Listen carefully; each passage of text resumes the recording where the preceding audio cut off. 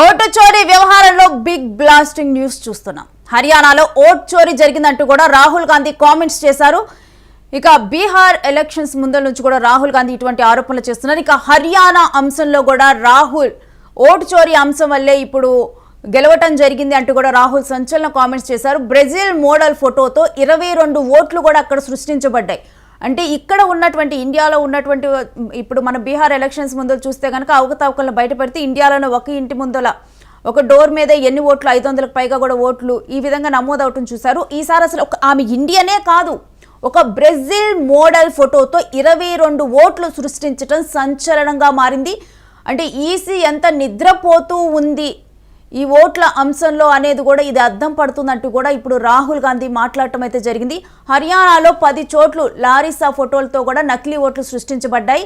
ఇక దీని మీద ఇప్పుడు బ్రెజిల్ మోడల్ లారిసా స్పందించారు. అవి తన ఫోటోలే అంటూ కూడా క్లారిటీ ఇచ్చారు. లారిసా సోషల్ మీడియాలో వీడియో పోస్ట్ చేశారు. ఈ మేరకు బ్రెజిల్ మోడల్ ఇక తనకి కూడా కొంతమంది ద్వారా కూడా ఈ విషయం తెలిసిందంటూ ఒక రిపోర్టర్ ద్వారా ఈ విషయం తెలిసింది. తను ఎంగేజ్లో ఉన్నప్పుడు ఒక 16-17 సంవత్సరాల్లో ఉన్నప్పుడు ఫోటోలు వాటిని తీసుకొని ఈ విధంగా వాడారు. అసలు నాకు ఈ విషయం నాకు అసలు తెలియదు అంటూ కూడా తను మాట్లాడారు. ఆమె తన 18 ఏళ్ల వయసు అప్పుడు ఫోటోలు అంటూ కూడా లారిసా మాట్లాడారు.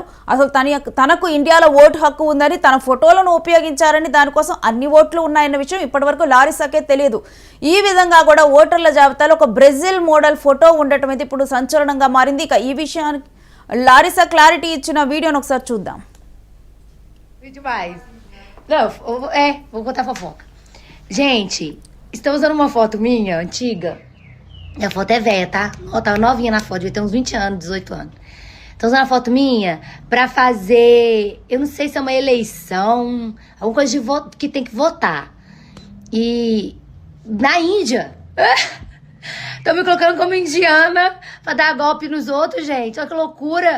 Que doideira é essa? Que mundo nós estamos vivendo? Aí um repórter me chamou, querendo saber sobre esse trem, ligou lá no salão, no meu emprego, querendo conversar comigo pra entrevista, aí eu não respondi, falei pra Tatá não passar meu número e tal, o cara achou meu Instagram, me chamou no Instagram, agora uma outra pessoa que não tem nada a ver com o assunto, uma amiga minha de outra cidade, me manda uma foto, vou colocar aqui pra vocês, aqui embaixo pra vocês verem, aqui, vocês não vão acreditar, ô gente, contar pra vocês. ఇక ఈ విధంగా కూడా తన ఫోటోను Indian voter కార్డులో హర్యానా ఓటులో చూసినటువంటి Larissa కూడా ఒకసారిగా కూడా ఆశ్చర్యానికి గురయ్యారు. ఒకవైపు ఈ విషయం మీద అయితే కొంత ఆందోళన కూడా తాను చెందారు, కొంత ఫన్నీగా కూడా ఫీల్ అయ్యారు. ఇక దీనికి సంబంధించిన డీటెయిల్స్ మా ప్రతినిధి కిరణ్ అందిస్తారు. కిరణ్, హర్యానాలో ఒక బ్రెజిల్ మోడల్ ఫోటో కనిపించడం ఏంటి డీటెయిల్స్ అసలు ఈ అంశం మీద? రేణు, రాహుల్ గాంధీ ఓట్ చోరీ అంశంపై పలు రాష్ట్రాల్లో ఆయన కీలక వ్యాఖ్యలు చేసిన విషయం మనకు తెలిసిందే. అయితే హర్యానా ఓటర్ జాబితాపై ఆయన కీలక అంశాలు వెల్లడించారు. ఓట్ చోరీ జరిగింది. ఈ ఓట్ చోరీ జరగడానికి ఈసీనే ప్రధాన కారణం. ఈసీ అండదండలతోనే బీజేపీ పలు రాష్ట్రాల్లో విజయం సాధిస్తుందంటూ ఆయన వ్యాఖ్యలు చేశారు. అంతేకాకుండా హర్యానా రాష్ట్రంలో దాదాపు 25 లక్షల ఓట్లు దొంగ ఓట్లతో బీజేపీ విజయం సాధించిందంటూ వ్యాఖ్యలు చేశారు. అదేవిధంగా ఆయన ప్రెస్ మీట్ పెట్టారు. ఆ ప్రెస్ మీట్ లో కీలకమైన వ్యాఖ్యలు చేశారు. ఏదైతే హర్యానా ఎన్నికల్లో బ్రెజిల్ మోడల్ లారిసా ఫోటోను దాదాపు 22 చోట్ల ఉపయోగించారు. ఆమె ఓటు హక్కు వినియోగించుకుందంటూ రాహుల్ చేసిన వ్యాఖ్యలపై లారిసా స్పందించారు.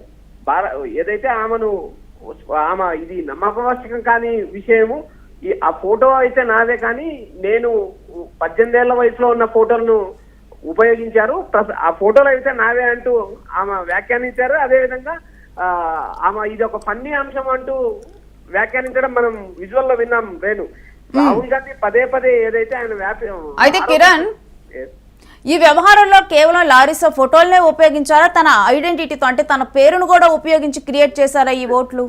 రేణు ఎన్నికల జాబితాలో ఎన్నికల ఓటర్ ఐడి కార్డులో కేవలం లారిసాకు సంబంధించిన ఫోటో మాత్రమే వినియోగించారు. లారిసాకు సంబంధించిన ఇతర ఏ డీటెయిల్స్ లేవు.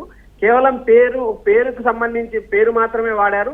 మిగిలిన డీటెయిల్స్ ఏదైతే ఉన్నాయో అడ్రస్ వెరిఫికేషన్ ఇవన్నీ దాన్ని దొంగ ఓటుగానే మనం పరిగణించాలి. ఎందుకంటే ఆమెకు సంబంధించిన వ్యక్తిగత వివరాలు ఎవరికి తెలియదు. అందులో ఆమె మాట్లాడిన ఆమె ఇందాక మనం వీడియోలో చూసినప్పుడు ఆమె మాట్లాడింది కూడా ఇంగ్లీష్ కూడా కాదు, అది ఒక పర్షియన్ భాష. సో ఆమెకు ఇటు ఇంగ్లీష్ కానీ అటు హిందీ కానీ రాని పరిస్థితి. అలాంటి పరిస్థితిలో ఆమెకు సంబంధించిన డీటెయిల్స్ ఇక్కడ ఎక్కడ భారతదేశం లేవు. అందులో హర్యానా రాష్ట్రంలో ఆమెకు ఎలాంటి సంబంధం లేదంటే ఆమె స్పష్టత చేసి కేవలం అక్కడ ఈ సృష్టించిన ఓటు మాత్రమే ఇది దొంగ ఓటుగానే పరిగణిస్తారు. ఆ ఫోటోను 22 చోట్ల వినియోగించారు. 22 చోట్ల ఆ ఓటును కూడా వినియోగించుకున్నారు. అదే పరిస్థితిలో రాహుల్ గాంధీ బ్రెజిల్ మోడల్ వచ్చి హర్యానా ఎన్నికల్లో ఓటు హక్కు వినియోగించుకున్నారంటూ వ్యాఖ్యలు చేయడం జరిగింది. లేదు ఇక ఇలాంటి పోర్టల్స్ కి అఫీషియల్ గా ఉపయోగించేటువంటి ఫోటోలకి, పాస్పోర్ట్ సైజ్ ఫోటోలకి ముఖ్యంగా కూడా కొన్ని నిర్దిష్ట పరిణామాలంటూ కూడా ఉన్నాయి. అంటే ఫీచర్స్, ఫేస్ మొత్తం కూడా క్లియర్గా కనిపించాలి, ఇలా స్టైలిష్గా అలా కాకుండా వాళ్ళు న్యాచురల్గా ఎలా ఉంటారో కొంత అలా ఉండేలాగా, పోలికలు ఉండేలాగా కూడా ఆ ఫోటోలు ఉండాలి. అలాంటిది ఇక్కడ ఇప్పుడు బ్రెజిల్ మోడల్ ఫోటో చూస్తే వాటి వెయిట్ అన్నిటికీ కూడా అదొక మోడలింగ్ ఫోటో లాగా మనకి ఈజీగా అర్థమవుతుంది.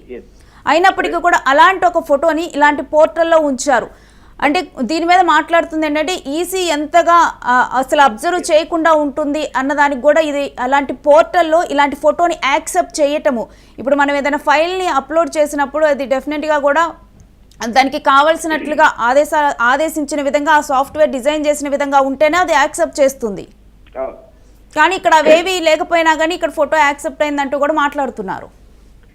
ఇక్కడ ప్రధానంగా ఎన్నికల కమిషన్ ఎంత నిర్లక్ష్యంగా వ్యవహరిస్తుందో మనం ఈ ఓటు వ్యవహారంలోనే గమనించవచ్చు. ఒక బ్రెజిల్ మోడల్ ఫోటోను దాదాపు 22 చోట్ల వినియోగించారు. ఆ ఎన్నికల కమిషన్ ఆ ఓటును యాక్సెప్ట్ చేసింది.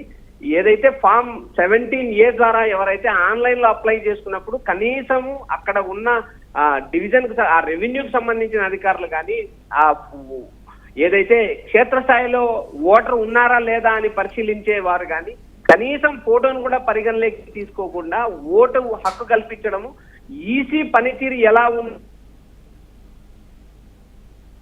పదే ఆరోపిస్తున్నారు.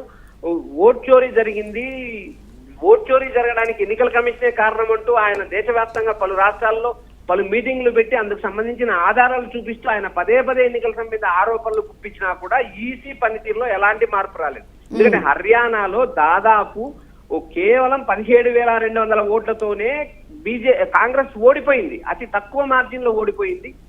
అదే ఏదైతే మొదటిలో జరిగిన పోస్టల్ బ్యాలెట్ ఓట్లలో కాంగ్రెస్ పార్టీ ఆధిక్యం ఉంది. రెండు నుంచి 3 రౌండ్ల వరకు కాంగ్రెస్ పార్టీ ఆధిక్యంలో ఉంది. చివరికి వచ్చినప్పటికీ ఏదైతే ఈ దొంగ ఓట్లతోనూ లేకపోతే నకిలీ ఓట్లతోనూ బీజేపీ గెలుస్తూ ఉంది. ఈ బీజేపీ గెలవడానికి ఏదైతే ఈసీ కారణమవుతుందంటూ ఆయన చేసిన వ్యాఖ్యలు ఇప్పుడు ప్రజల్లో చర్చనీయాంశమే. ఆయన ఎన్నికలకు ముందు రోజు ఏదైతే బీహార్ ఎన్నికలకు ముందు రోజు ఆయన ప్రెస్ మీట్ పెట్టారు.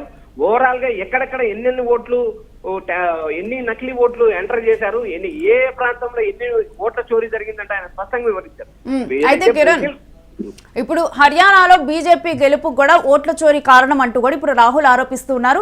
మరొక వైపు ఏంటంటే బీహార్ ఎలక్షన్స్ కి ముందర కూడా ఇక్కడ ఎటువంటి అవకతవకలు జరగకుండా కాంగ్రెస్ ఎక్కడికక్కడ కూడా 100 మంది ప్రజలకు ఒక కార్యకర్త అన్నట్లుగా కూడా కొన్ని కార్యక్రమాలు నిర్వహించుకుంటూ దొంగ ఓట్లు పడకుండా ఎలా ప్రివెంట్ చేయాలి అనేది కూడా ఒక కార్యాచరణ రూపొందించుకుంది. అయినప్పటికీ కూడా దొంగ ఓట్లు పడ్డాయని కూడా ఇప్పుడు దాని గురించి ఆరోపిస్తూ ఉన్నారు.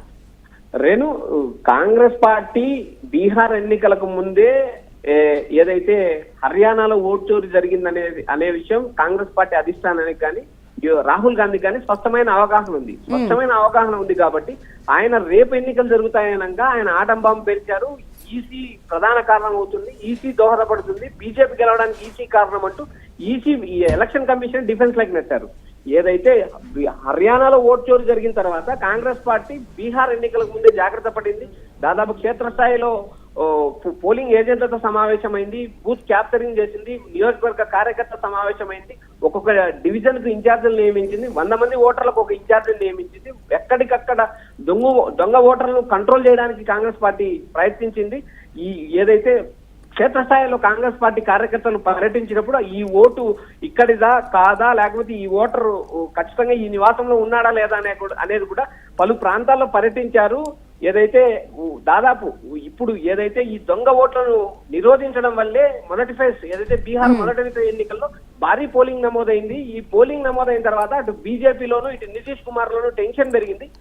ఏదైతే ప్రజా వ్యతిరేకత స్పష్టంగా కనబడుతుంది, ఆ ప్రజా వ్యతిరేకతలో భాగంగానే ఏదైతే ఓటు శాతం కూడా ఎన్నికల్లో ప్రజలు భారీగా ఓటు వినియోగించుకున్నారు, పోలింగ్ శాతం కూడా పెరిగింది. ఇది ఎన్డీఏలో గుబులు రేపుతుంది రేణు. అయితే ఎప్పుడైతే ఓటు చోరీ అంశం లేవనెత్తారో అప్పుడు ఈసీ కూడా మొత్తం కూడా ఈసారి బీహార్ ఎన్నికలకు కొన్ని కొత్త విధానాలను కూడా రూపొందించింది. మరోవైపు ఏంటంటే ఈ కొన్ని సంవత్సరాల్లో కూడా జరగనున్నటువంటి ఎన్నికలకు కూడా అక్కడ ఉన్నటువంటి ఆయా రాష్ట్రాల్లో కూడా ఓటర్ లిస్టులను కూడా పరిశీలించి దొంగ ఓట్లను తీసివేయాలి, ఫేక్ ఓట్లను తీసేయాలని కూడా ఒక కార్యాచరణ రూపొందించింది. అయితే దీని మీద కూడా ఇప్పుడు తమిళనాడులో నుంచి చూసినా కానీ కొన్ని ఆరోపణలు వినిపిస్తున్నాయి. ఇప్పుడు ఈసీ మరలా కూడా బీజేపీతో కుమ్మక్కై ఎవరైతే ఆయా అపోజిషన్ పార్టీలకు కానీ వేరే పార్టీలకి ఓట్లు వేస్తారో వాళ్ళ ఓట్లనే తీసేస్తుంది అని చెప్పి కూడా ఆరోపణలు మరలా ఈసీ మీద వినిపిస్తున్నాయి. ఈ రకమైన ఆరోపణలు ఈసీ మీద ప్రతి అడుగడుగునా కూడా కనిపిస్తూ ఉన్నాయి, వినిపిస్తూ ఉన్నాయి. నేను చాలా మంచి ప్రశ్న ఇది. ఎందుకంటే ఎస్ఐఆర్ దాదాపు రాబోయే రోజుల్లో ఎన్నికలు జరిగే 12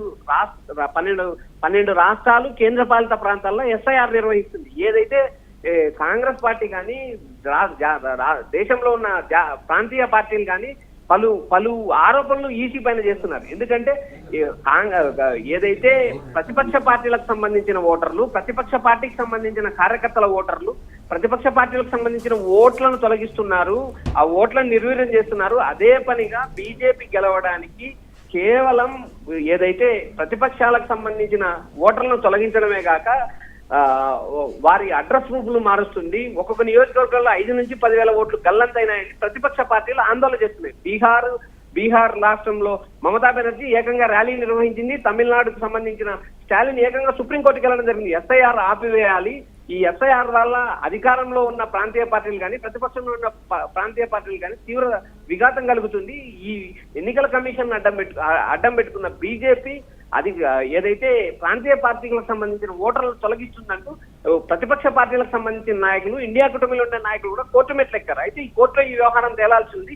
ప్రస్తుతం అయితే ఏదైతే బీహార్ లో నిర్వహించిన ఎస్ఐఆర్ రాబోయే రోజుల్లో 12 రాష్ట్రాల్లో ఏ ఓటరు బతికున్న ఓటరు మాత్రమే ఓటు హక్కు ఉంటుందంటే ఈసీ ప్రకటించిన రాహుల్ గాంధీ ఆరోపణలు చేసిన తర్వాత ఈసీ కొన్ని మార్పులు చేసింది. ప్రస్తుతానికైతే ఫామ్ 17A ద్వారానే ఒక ఓటు హక్కు ఉందా లేదా అనేది పరిశీలన చేసుకోవాలి. ఒకవేళ ఓటును తొలగించాలనుకుంటే ఎలక్షన్ కమిషన్ దగ్గర ఉన్న ఓటీపీకి ఏదైతే ఓటు హక్కు ఉన్న వ్యక్తికి ఒకే ఓటీపీ వచ్చినప్పుడు మాత్రమే ఆ ఓటు తొలగించే అవకాశం ఉంటుంది. ఈ కొన్ని మార్పులు ఏదైతే రాహుల్ గాంధీ ఆరోపణలు చేసిన తర్వాత ఈసీ పనితీరులో కొంత మార్పు కనిపించింది. అయితే ప్రతిపక్షాలు ఆరోపిస్తున్నట్టు బీజేపీ గెలవడానికి ఏదైతే ఈసీనే దోహదం చేస్తుంది అంటూ ఈ ఆరోపణలు ఏదైతే ఉన్నాయి ఈ ప్రజల్లో నిరంతరం చర్చ జరుగుతున్నాయి. ఇది ఒక రాబోయే రోజుల్లో ప్రస్తుతానికి ఈసీ పనితీరు పలు అనుమానాలు, ఆందోళనకు తావిస్తుంది. Renu, right, thanks for the details Kiran.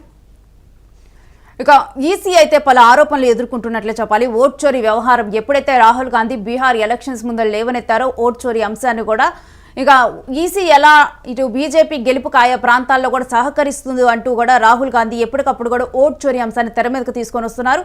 ఇక రీసెంట్గా హర్యానా అంశం కూడా ఇప్పుడు సంచలనంగా మారింది. దీనికి ఒక సంస్థని, ఒక టీంని ఏర్పాటు చేసుకొని దాంతో కూడా రాహుల్ గాంధీ ఎక్కడికక్కడ రీసెర్చ్లు చేస్తే ఎక్కడ ఫేక్ ఓటర్లు అసలు ఏంటి అన్నది కూడా మొత్తం కూడా కొంత వీటన్నిటికి సంబంధించి కూడా ఎప్పటికప్పుడు ప్రశ్నలు లేవనెత్తున్న సందర్భంలో ఈసీ కూడా దీనికి సంబంధించి చర్యలు చేపడుతుంది. అయినప్పటికీ కూడా పదే ఈసీ కూడా ఆరోపణలకు గురవుతుంది.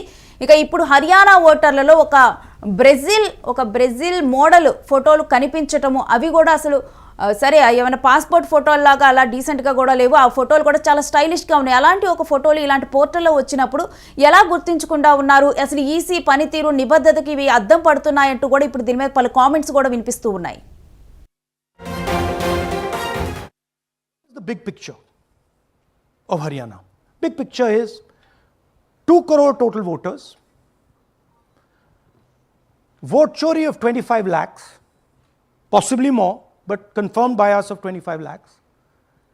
That means 1 in 8 voters in Haryana are fake, right? That's 12.5%. And despite all this, the Congress party loses by 22,000 votes, right? So here is an example. Fake photos. One photo, one assembly, 100 votes. This lady gets to vote 100 times in Haryana if she feels like. Okay, can you zoom? Okay, no. Why? Why is she being allowed to vote 100 times? Why is a picture on 100 records? This is to create space. This is to create space so that anybody can vote, so that BJP people can move and vote. They can come from other states and vote. This is all to create space. And I'm going to show it to you and prove it to you without any doubt. You're going to walk out of this room saying, I have no doubt about what Mr. Gandhi said. Can someone come? Can two people come up? I want to ask you a question. You want two journalists? Yeah. आइए आइए Come. Here's a polling list of Haryana. Standard polling list of Haryana. आइए come hello ये normal Haryana की polling list है जी। इसमें आपको कुछ अजीब सा लग रहा है? Can you see something strange? हाँ, जूम इन थोड़ा सा कीजिए। नहीं यहां से दिख जाएगा आपको। अमरजीत कौर, मल्टीपल नेम्स कहाँ है? मल्टीपल नेम्स, हाँ। Very good. हाँ ठीक है। अच्छा थोड़ा आगे जाइए। तरविंदर सिंह 73 ईयर, फोटो है किसी बच्चे का। ठहर जाइए लाइए जी, नीचे जी। लाइए। हाँ क्या देखा? नहीं हाँ ये देखिए, अब इसमें कुछ स्ट्रेंज लग रहा है आपको? विक्रम सिंह, नाम पिता का नाम रण सिंह, मकान 76, आयु ये 34 विक्रम साल। सिंह ये औरत है आदमी है? वही मैं राहुल जी, मैं औरत है आपको ना बता रही, ये औरत है, महिला है, और उम्र भी 34 साल दिखाया जा रहा है। इनकी उम्र देख के लगता है कि कम से कम 65-70 साल की हो। अच्छा ये 9 जगह आ रही है? 9 जगह है। 9 प्लेसेस। अच्छा थोड़ा और दिखाओ। ये क्या है? ये 3 4 5 6 7 8 9 दफे फिर से आई। फिर से आ गई रणदीप सिंह। ये कभी 80 साल की है? 80 साल की है रणदीप सिंह, संपूर्ण सिंह, 80 साल उम्र है इनकी। मतलब सेम पिक्चर है लेकिन अलग अलग डेटा है, नाम अलग है, एज नाम अलग है, कभी आदमी है, कभी एड्रेस अलग है, कभी एज है, कभी कुछ और है। राइट। और देखिए ये फिर से आती है, मल्टीपल है, मल्टीपल। ये फिर से आई। जगह है इनका। और जाइए, ये फिर से आई। फिर से आ गई हैं ये तो।